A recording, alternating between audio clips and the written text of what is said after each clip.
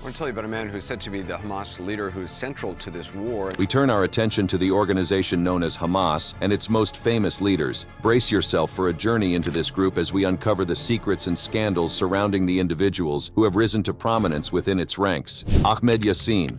Ahmed Yassin's journey as one of Hamas's most famous leaders began in the early years of his life. Born in the small village of Al-Jura near Ashkelon, Yassin experienced tragedy at a young age when his father passed away. This loss would shape his future and set him on a path of resilience and determination. In the midst of the 1948 Arab-Israeli War, Yassin's family, like many Palestinians, became refugees and sought refuge in Gaza. It was in this tumultuous environment that Yassin's passion for his people and his desire for justice began to take root. As a young man, Yassin faced a life-altering event that would leave him quadriplegic. At the age of 12, he sustained a severe spinal injury, forever changing the course of his life. Despite this debilitating condition, Yassin's spirit remained unbroken, and he became an inspiration to those around him. Yassin's involvement in the Palestinian resistance movement began to take shape as he grew older. He played a pivotal role in establishing a Palestinian branch of the Muslim Brotherhood, a global Islamic organization. This move allowed him to mobilize support and build a network of like-minded individuals who shared his vision for a free Palestine. In 1987, Yassin took a bold step that would forever cement his place in history.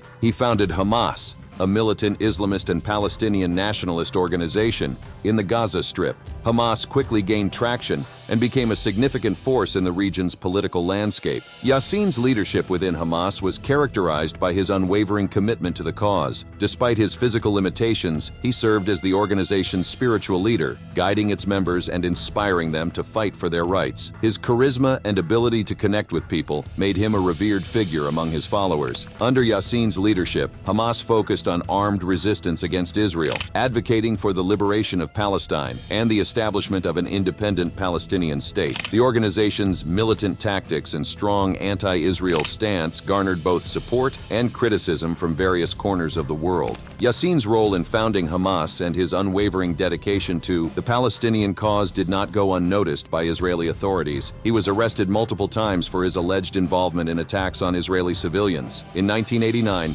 Yassin was sentenced to life imprisonment, a move that only fueled his followers' determination to continue the fight. However, Yassin's story took an unexpected turn in 1997 when he was released as part of a prisoner exchange between Israel and Hamas. This surprising turn of events allowed Yassin to resume his leadership role within the organization and further solidify his position as one of Hamas's most influential leaders. After his release from prison in 1997, Ahmed Yassin wasted no time in resuming his leadership role within Hamas. His unwavering commitment to the Palestinian cause and his advocacy for armed resistance against Israel remained at the forefront of his agenda. Yassin's return to the helm of Hamas brought renewed energy and determination to the organization. Under his guidance, Hamas intensified its efforts to resist Israeli occupation and fight for the liberation of Palestine. Yassin's charisma and ability to inspire his followers played a crucial role in mobilizing support for the cause. One of Yassin's key strategies was to emphasize the importance of armed resistance as a means to achieve Palestinian independence.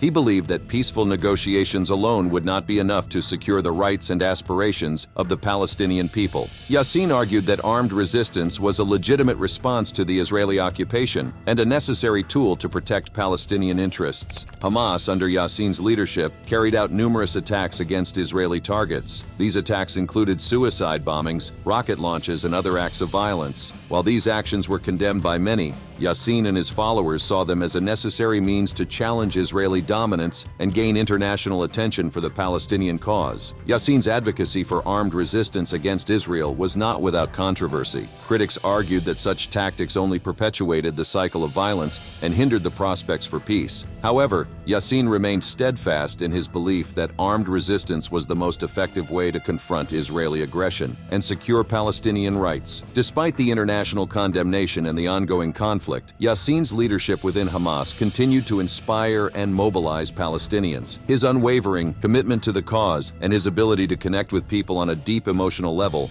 made him a revered figure among his followers. Yassin's leadership extended beyond the political realm. He also played a significant role in providing social and welfare services to Palestinians in need. Through the establishment of the Islamic charity Mujama al-Islamiyya, Yassin ensured that his organization not only fought for political rights, but also addressed the everyday challenges faced by Palestinians living under occupation. Yassin's charisma and dedication to the cause made him a target for Israeli authorities. He was well aware of the risks he faced, but he refused to be silenced. Yassin's courage and determination to lead Hamas despite the constant threat of arrest or assassination only solidified his position as a symbol of resistance and defiance. Tragically, Yassin's life was cut short on March 22, 2004, when an Israeli helicopter gunship fired a missile at him as he was being wheeled from a prayer session in Gaza City. The attack not only claimed Yassin's life, but also the lives of his bodyguards and innocent bystanders. The international community condemned the assassination, and tensions in the region reached new heights. The assassination of Ahmed Yassin sent shockwaves throughout the Palestinian territories and beyond. Palestinians mourned the loss of their revered leader, and his death further fueled the flames of conflict in the region.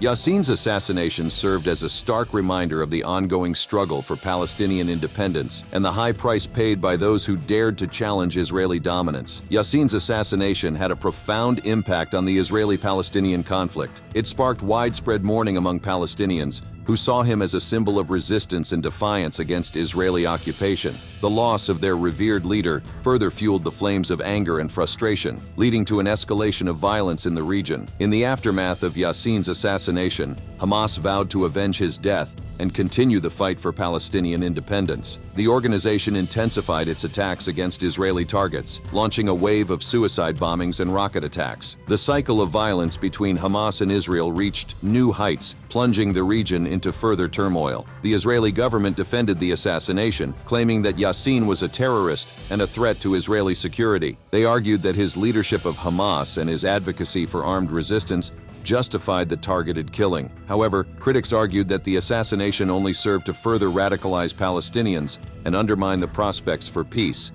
Musa Abu Marzuk, a name that resonates with the struggle for Palestinian liberation. But before he became a prominent figure in the Hamas movement, his journey began in the Gaza Strip, a place marked by the scars of occupation and displacement. Born on January 9, 1951, Marzuk's parents were originally from Yibna, Mandatory Palestine, now known as Yavna, Israel. They were forced to flee their homeland after the 1948 Arab-Israeli War and sought refuge in the Rafah camp in the Gaza Strip. Growing up in the midst of adversity, Marzuk completed his high school education in Gaza, where he witnessed firsthand the daily struggles faced by his people. Determined to make a difference, he pursued higher education, studying engineering in Cairo until 1976. But Marzuk's thirst for knowledge and desire to contribute to his community led him to further his studies in the United States. He obtained a master's degree in construction management from Colorado State University, immersing himself in a new culture and expanding his horizons. Marzuk's time in the U.S. extended for at least 14 years, during which he earned a green card in 1990. This period of his life allowed him to gain valuable insights and experiences that would shape his future endeavors. Despite being far from his homeland, Marzuk remained deeply connected to the Palestinian cause. He was actively involved in Islamic political work since 1968, dedicating himself to the struggle for justice and freedom. With his educational background and unwavering commitment to his people, Marzuk would soon play a pivotal role in reorganizing Hamas, a movement that had faced mass arrests of its members in 1989. In 1992, Marzuk was elected as the first Hamas political bureau chief, solidifying his position as a key leader within the organization. His dedication and strategic vision would shape the future of Hamas and its resistance against the occupation. But Marzuk's contributions extended beyond Hamas. He founded the Islamic Association of Palestine, further amplifying the Palestinian voice on the international stage. After being elected as the first Hamas political bureau chief in 1992, Marzuk became a driving force behind the organization's reorganization and strategic direction. His leadership skills and dedication to the Palestinian cause propelled Hamas forward during a critical period. Marzuk's influence extended beyond the internal workings of Hamas. According to U.S. officials, he traveled to Tehran in October 1992, serving as Hamas's de facto foreign minister. This diplomatic role showcased his ability to navigate complex international relationships in support of the Palestinian cause. Marzuk's commitment to the liberation of Palestine saw him live in various countries throughout his life. After his time in the United States, he resided in Jordan from 1998 to 2001. In 2001, Marzuk moved to Damascus, Syria, where he continued his political activities and played a crucial role in advancing Hamas's objectives. His experiences in different countries provided him with a unique perspective and allowed him to build alliances and support for the Palestinian cause. In 2012, Marzuk found himself living in New Cairo, Egypt, where he continued to advocate for Palestinian rights and engage in political discussions. His presence in different countries demonstrated his unwavering commitment to the Palestinian cause, transcending borders and boundaries. At the outbreak of the 2023 Israel-Hamas war, Marzuk was residing in Doha, Qatar, further highlighting his global connections and involvement in the ongoing struggle for Palestinian liberation. In 1995, upon his arrival at John F. Kennedy Airport in New York City, Marzuk faced arrest by U.S. immigration officials. Although no formal charges were placed against him, Israel filed a request for his extradition, sparking a legal battle that would span 2 years. Marzuk's attorney, Stanley L. Cohen, acknowledged his client's support for Hamas but denied his leadership role within the group. Despite the legal challenges, Marzuk was released by the United States, but not wanting him to remain, the U.S. contacted numerous Arab countries to allow him residency. All countries refused except Jordan, reportedly under U.S. pressure. Marzuk's listing as a specially designated terrorist by the U.S. Treasury Department in 1995 further added to the controversy surrounding his involvement. These legal battles and designations have only intensified the ongoing debate surrounding his role within Hamas and the Palestinian struggle for liberation. Despite the challenges and controversies, Marzuk remains a key figure in the fight for Palestinian liberation. His unwavering commitment to the cause and his involvement in the Hamas movement have made him a symbol of resistance against occupation and oppression. Khaled Meshaal. In the late 1980s, Meshaal's journey to becoming a key figure in Hamas began to take shape. In 1987, he assumed leadership of the Kuwaiti branch of Hamas, a role that would prove instrumental in his rise within the organization. It was during this time that Hamas was gaining traction as a powerful force advocating for Palestinian rights and resistance against Israeli occupation. Meshaal's leadership skills and dedication to the cause quickly earned him recognition within Hamas. In 1992, he became a founding member of Hamas's Politburo, the highest decision-making body within the organization. This marked a significant milestone in his career, solidifying his position as a key player in shaping Hamas's ideology and strategy. Under Meshaal's leadership, Hamas underwent a transformation, evolving from a localized resistance movement to a formidable political force. The organization's commitment to armed struggle against Israel remained a central tenet, but Meshaal also recognized the importance of engaging in political processes to advance the Palestinian cause. One of the defining moments in Meshaal's leadership came in 2004 when Sheikh Ahmed Yassin, the founder and spiritual leader of Hamas, was assassinated by Israeli forces. Yassin's death left a void within the organization, and Meshaal was appointed as the recognized head of Hamas. This was a critical turning point for Meshaal and Hamas, as he now held the responsibility of leading the organization through a tumultuous period. One of the defining moments of Meshaal's leadership was the 2006 Palestinian legislative election. Hamas, under EUB guidance, won a majority of seats in the Palestinian Authority, giving the organization control over key governmental institutions. This victory was a testament to the widespread support for Hamas and its agenda among the Palestinian population. However, the political success of Hamas also came with its fair share of challenges. The international community, particularly Western nations, viewed Hamas as a terrorist organization and refused to recognize its legitimacy. This posed significant obstacles for Meshaal and Hamas in their efforts to gain international recognition and support for their cause. One of the most shocking events in Meshaal's life occurred in 1997, when he became the target of an assassination attempt by Mossad agents in Amman, Jordan. The agents used a lethal toxin to try and eliminate Meshaal, but their plan was foiled when they were captured by Jordanian authorities. This incident sent shockwaves through the international community, exposing the lengths to which Israel was willing to go to eliminate its enemies. The failed assassination attempt not only highlighted the personal risks that Meshaal faced as a leader of Hamas, but also served as a rallying cry for his supporters. It further solidified his reputation as a resilient and determined leader who was willing to risk his life for the Palestinian cause. Another shocking event that had a significant impact on Meshaal's leadership was his expulsion from Jordan in 1999. Under pressure from the Israeli government, Jordan forced Meshaal to leave the country, leaving him in a state of exile. This forced relocation to Qatar posed new challenges for Meshaal and Hamas, as he had to lead the organization from abroad. Despite being in exile, Meshaal continued to play a crucial role in shaping Hamas's strategy and advocating for the rights of the Palestinian people. His ability to maintain his influence and leadership from a distance demonstrated his resilience and determination to fight for the Palestinian cause. In 2012, Meshaal made a historic visit to the Gaza Strip, marking his first time setting foot in the territory. This visit was seen as a powerful symbol of solidarity with the people of Gaza and a demonstration of Hamas's continued influence in the region. However, it also sparked controversy and criticism from some quarters, as it was viewed as a provocative move by Hamas. Meshaal's visit to Gaza highlighted the complexities of the Israeli-Palestinian conflict and the differing perspectives on Hamas's role in the region. While his supporters saw it as a bold statement of resistance, critics argued that it further escalated tensions and hindered the prospects for peace. Another controversy that surrounded Meshaal's leadership was the accusations of corruption within Hamas. These allegations tarnished his reputation and raised questions about his leadership style. However, it is important to note that these accusations have not been proven and should be viewed with caution. Despite the controversies and challenges, Meshaal remained a respected and influential figure within Hamas and the Palestinian cause. Meshaal resigned as chairman of the Politburo in 2017 and was succeeded by Ismael Hani, a Gaza Strip resident and leader of the Hamas-dominated Gaza Strip government. The handover marked a transfer of power from Hamas leaders living abroad to those living in Gaza. Ismael Hani.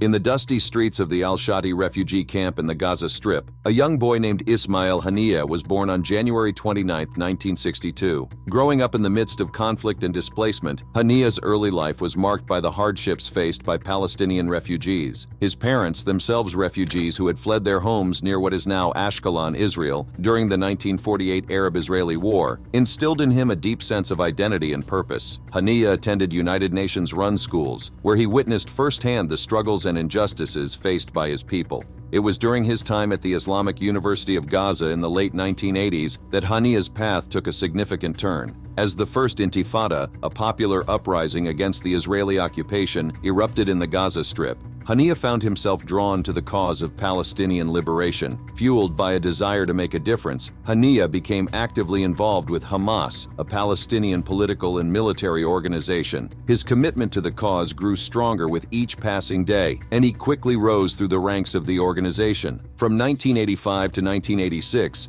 Hani served as the head of the Students' Council representing the Muslim Brotherhood, a precursor to Hamas. His leadership skills and dedication to the cause were evident even at a young age. Not only was Hani involved in the political aspects of Hamas, but he also showcased his talents on the football field. As a midfielder in the Islamic Association football team, he displayed his passion and determination in both sports and politics. However, Hani's activism did not go unnoticed by the Israeli authorities. In 1988, he was detained and imprisoned for 6 months, and in 1989 he faced another 3-year imprisonment. These experiences only fueled his resolve to fight for the rights and freedom of the Palestinian people. Following his release in 1992, Hani's journey took an unexpected turn. The Israeli military authorities of the occupied Palestinian territories deported him to Lebanon, along with other senior Hamas leaders, including Abdelaziz al-Rantisi, Mahmoud Zahar, Aziz Duwaik, and 400 other activists. During their time in Lebanon, Hamas received unprecedented media exposure, and their message of resistance and liberation reverberated throughout the world. Hani's role within the organization continued to strengthen, and he became a prominent figure in the fight against Israeli occupation. A year later, Hani returned to Gaza, where he was appointed as the dean of the Islamic University. His return marked a significant moment in his life, as he resumed his active involvement with Hamas and further solidified his position within the organization. As the Second Intifada, a period of intensified Palestinian resistance against Israeli occupation, unfolded in the early 2000s, Ismael Hani's role within Hamas became even more crucial. His close relationship with Hamas's spiritual leader, Ahmed Yassin, and his unwavering commitment to the cause propelled him to the forefront of the resistance movement. Hani's leadership qualities and strategic thinking were recognized by his peers, and he was appointed as the representative of Hamas to the Palestinian Authority. This position allowed him to navigate the complex political landscape and advocate for the rights of the Palestinian people. During this time, the Israeli security forces targeted and assassinated many of the Hamas leadership, leaving a void that Hania was determined to fill. Despite being a prime target himself, he continued to inspire and mobilize the Palestinian population in their struggle against occupation. In 2003, following a suicide bombing in Jerusalem, Hania narrowly escaped an Israeli Air Force bomb attack that aimed to eliminate the Hamas leadership. Although he sustained a slight injury to his hand, his resolve remained unshaken. Hania's resilience and determination were evident in December 2005 when he was elected to head the Hamas list, which emerged victorious in the Legislative Council elections the following month. This electoral triumph propelled him into the position of Prime Minister of the State of Palestine, a significant milestone in his political career. However, Hania's tenure as Prime Minister was marred by conflict with President Mahmoud Abbas and the Fatah Party. On June 14, 2007, Abbas dismissed Hania from office, but Hania refused to acknowledge the decree. Undeterred, he continued to exercise prime ministerial authority in the Gaza Strip, further solidifying his reputation as a strong and defiant leader. Throughout the Fatah-Hamas conflict, Hania's leadership and unwavering commitment to the Palestinian cause remained steadfast. He navigated through challenging political landscapes, always advocating for the rights and liberation of his people. Hania's role within Hamas extended beyond his position as prime minister. He served as the leader of Hamas in the Gaza Strip from 2006 until February 2017, when he was replaced by Yahya Sinwar. Despite this transition, Hania's influence within the organization remained strong. On May 6, 2017, Hania was elected chairman of Hamas's political bureau, replacing Khaled Meshaal. This marked a significant shift in his life as he relocated from Gaza to Qatar, where he currently resides as the chairman of Hamas's political bureau. Ismael Hani's political career has been defined by his unwavering dedication to the Palestinian struggle for liberation. From his early involvement with Hamas to his rise as a senior political leader, Hania has left an indelible mark on the Palestinian political landscape. Following his appointment as chairman of Hamas's political bureau, Hania's leadership qualities and strategic vision came to the forefront. He played a pivotal role in shaping Hamas's political agenda and advocating for the rights of the Palestinian people on the international stage. Hania's tenure as Prime Minister of the State of Palestine was marked by significant challenges. Israel implemented a series of punitive measures, including economic sanctions, against the Palestinian Authority following the Hamas victory in the legislative elections. These measures aimed to weaken Hamas and force them to disarm and recognize Israel. However, Hania remained steadfast in his commitment to the Palestinian cause. He dismissed the sanctions, stating that Hamas would neither disarm nor recognize Israel. He expressed regret that Hamas was subjected to punitive measures, emphasizing that the Israeli response should have been different, considering the democratic expression of the Palestinian people. The loss of foreign aid from the United States and the European Union further strained the Palestinian Authority's financial resources. Hania criticized the West for using its donations as a means to apply pressure on the Palestinian people, highlighting the challenges faced by the Palestinian population in their pursuit of self-determination. In an attempt to find a resolution to the conflict, Hania sent a letter to U.S. President Bush, calling for direct negotiations with the elected government. He offered a long-term truce with Israel, accepting a Palestinian state within the 1967 borders. Hania urged an end to the international boycott, emphasizing that it would only encourage violence and chaos. Despite his efforts, the U.S. government maintained its boycott and did not respond to Hania's call for negotiations. The political landscape remained complex, with ongoing factional fighting between Fatah and Hamas, further exacerbating the challenges faced by the Palestinian people. Throughout these turbulent times, Hania's leadership and ability to navigate through difficult political terrain were evident. He faced numerous obstacles and threats to his life, including an attack on his convoy in Gaza in 2006. However, he remained resolute and continued to advocate for Palestinian unity and the pursuit of liberation. Hania's impact on the Palestinian struggle for liberation cannot be overstated. His leadership within Hamas and his unwavering commitment to the cause have inspired countless Palestinians to continue their fight for freedom and self-determination. As of 2023, Hania continues to reside in Qatar, where he serves as the chairman of Hamas's political bureau. Yahya Sinwar. Born in 1962 in the Khan Yunis refugee camp, Sinwar's family had been expelled or fled from Al-Majd al-Asqalan during the 1948 Arab-Israeli War. Growing up in the Gaza Strip under Egyptian rule, Sinwar witnessed the struggles and hardships faced by his people. After completing his high school education at Khan Yunis Secondary School for Boys, Sinwar pursued higher studies at the Islamic University of Gaza. It was during this time that he developed a strong passion for the Palestinian cause and dedicated himself to fighting for the rights of his people. Sinwar's journey into the world of activism began in 1982 when he was first arrested for subversive activities. He spent several months in the Farah prison, where he met other Palestinian activists and further fueled his determination to bring about change. It was during this time that he crossed paths with Salah Shehadi, a prominent figure in the Palestinian resistance movement. Arrested again in 1985, Sinwar's release marked a turning point in his life. Alongside Rouhi Mushtaha, he co-founded the Munazzamat al-Jihad wal Dawa, MAJI, an organization that aimed to identify collaborators with Israel among the Palestinian population. This organization later evolved into the Police of Hamas in 1987. In 1988, Sinwar orchestrated a shocking event that would forever change the course of his life. He planned the abduction and killing of 2 Israeli soldiers and the murder of 4 Palestinians whom he suspected of cooperating with Israel. His actions led to his arrest in February of that year. During questioning, Sinwar admitted to strangling 2 of the victims, inadvertently killing another during a violent interrogation, and accidentally shooting the 4th during an attempted abduction. He even showed investigators an orchard where the 4 bodies were buried. For 22 long years, Sinwar languished in Israeli prisons, serving his time for the crimes he had committed. During his time behind bars, he became the most senior Palestinian prisoner among the 1,026 others held captive, but little did he know that his fate was about to take a dramatic turn. In 2011, a historic prisoner exchange took place, shaking the world with its magnitude. Sinwar, along with the other prisoners, was released in exchange for an abducted Israeli soldier, Gilad Shalit. This unexpected turn of events catapulted Sinwar into the spotlight as he emerged from the darkness of his prison cell to once again take center stage in the Palestinian struggle. His release marked a new chapter in Sinwar's life, one that would see him rise to even greater heights within the Hamas movement. After his release, Sinwar wasted no time in making his mark within the Hamas movement. In February 2017, he was secretly elected as the leader of Hamas in the Gaza Strip, taking over from Ismael Hani.